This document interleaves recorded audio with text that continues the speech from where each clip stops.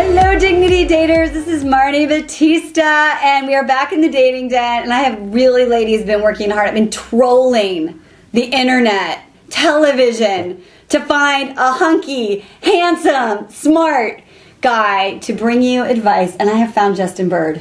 How are you doing today? I'm so happy that you're here. I'm so happy to be here. You know, his picture was really cute. We did a phone call. We did have a nice chat. He's really good in person. So, ladies, enjoy this one. Okay, so we're going to talk today about 3 things that make men vanish. Perfect. Okay, so the first thing I want to talk about is, and I think this is interesting, before we even get into like the why, the fact that someone thinks a guy vanished on her when she only went on one date or met him in a bar. Why do you think women take ownership of guys and like they blame him, he left me? Like, what's that about? They're trying to, what is that about? Half the time I'm trying to think, you know, because it works the same way too for both of us. It's not just on the women's side. Okay. The women do the same damn thing. Okay. So they'll, you know, and you want to know, you want that closure. Okay. A lot of people like the closure. I don't necessarily need it all the time. Okay.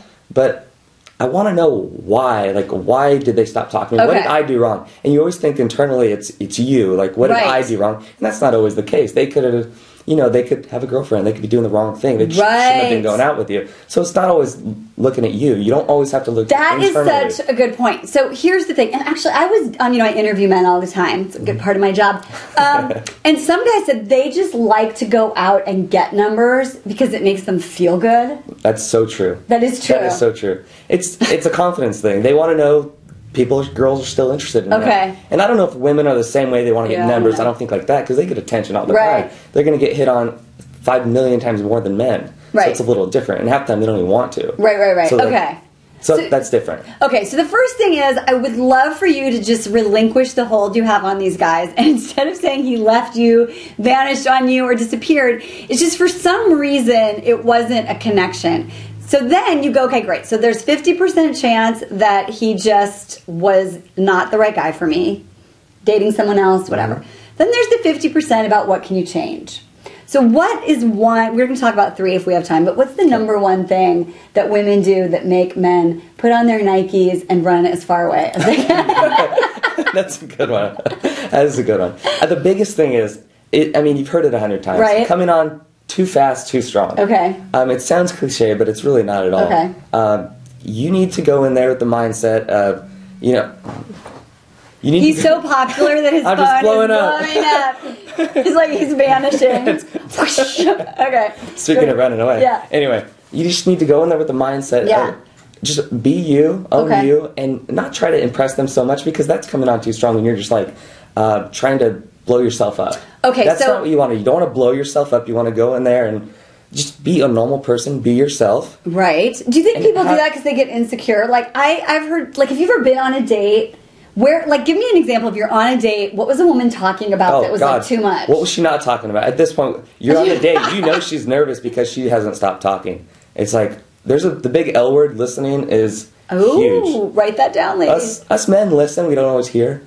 Okay. So that's something. But yeah, they'll just be so nervous. They'll talk. And when you're saying blow yourself up, you're meaning they're talking about how great they are? Yeah, like a puffer fish, you know? Like, oh my God.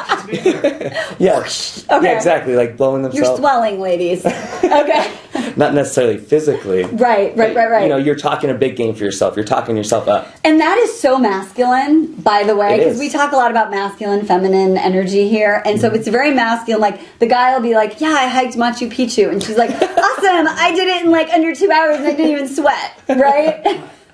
That's so funny. Yeah. So don't come on too strong. Number 2. You were talking about, you said negative Nancy. Yes, negative Nancy. So don't be like, rant. I remember you like negative Nancy. Yeah. You can't be negative Nancy. Take blame. Take ownership. It's not always, it's kind of like the shift that you always put the blame on someone else instead of taking it and owning it. Like, it's going to be your fault sometimes. Don't be that girl that's like, oh, my last relationship didn't work because of this. My kids are acting up because of this. How about look internally and try and assess what you did wrong. So if you're on a date and you're constantly talking about like, oh, my boss was such a jerk, he did this, and then and I know like a lot of women who are divorced do the negative Nancy around their ex-husbands, right? So what I hear Justin saying is that if you are only talking about what everyone did wrong to you, then that is not sexy. Yeah, it's negative. Us men view that all negativity. That's not something we want in our future through longevity. It's something that's always going to be negative. Yeah, no. Like, oh, my car ran out of gas today. Oh, man, my car eats too much gas. It's no, you didn't fill up your tank yesterday. I love that. So these are all really important, though, because I say all the time that you're talking about things on dates or in interactions that because when I ask women, like, are you negative? They're like, no, I'm not negative. I'm a really positive person. Negative people don't get it. Right. They're so negative, they're blocked by that. They don't get it. Okay. The third thing is about invading boundaries. Now, I have a funny story about this. So my fiance, by the time this airs, he could be my husband, is British. And in the UK, they call it a nosy paka. A nosy paka. Nosy paka. So he'll be like, and we're like been together for 5 years, but I still do this. So I see him like sending a text or sending an email, and I swear to God, it's like, I think it's a chick thing. I'm like, it's so is a chick thing. I'm like, what are you doing? He's like, nosy paka. What are you doing? Nosy paka. So we've been together 5 years. Clearly, I wasn't doing that when we were dating, or else he would have gotten those Nikes. But tell me about that on a date when people are a little invading the boundaries. Yeah, so when you're on a date, I need like the whole invading the boundaries thing. I think that's huge, and it's very applicable to any type of date you go on.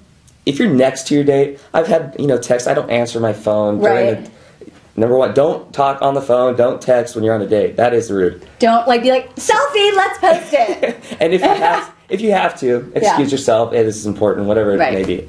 But I think it's just in the women gene too. They just have to take a little peek over who is he texting and us guys kind of can do the same thing. Right. But you guys are information gatherers, so you want to know what's going on at all times, and I get that. But there's also in terms of just not being on a date, the invading boundaries is sometimes you don't want to invite the girl you're dating over because she might want to stay the night. She might overstay her welcome. Overstaying a welcome is another thing us guys kind of it deters us from hanging out with you.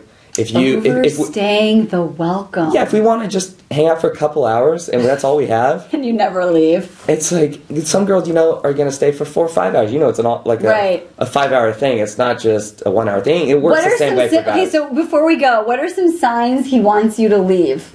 And it doesn't mean he might. It doesn't mean he might like you, but it's just like a lot, especially if it's a guy who's more of like an introverted personality, like. Yeah. So what are some signs he wants you to leave? Most of the signs are going to be excuses. They're going to have to come up with an excuse, like a nice reason of something he has to do that night, something early morning, which might be valid. You never know. I don't know if he's making an excuse or not. I would say, like, my best advice would be leave him wanting more. Totally. So when you get that thing, like, should I stay or should I go? Or I've been here a long time, or what time is it? Just you initiate the leave. That's a very good point. Beat him to it. Yeah. Beat him to it. If you can sense it, I mean, yeah, you want to spend more time with them, but Marnie hit it on the nose. Leave them wanting more. Everyone wants that. It still keeps the excitement. Yes. And then he'll be like, what? Oh, I hope she likes me. She left. Okay. So I was so excited about Justin Bird. I didn't even tell you why he's here. He's the assistant on the Millionaire Matchmaker. That's right. Here, I've almost touched Patty Stanger. Okay. So close. Arm's length. Exactly. So come back. We're going to have more from Justin in future episodes. I'm so happy to be back. I love you. Mwah.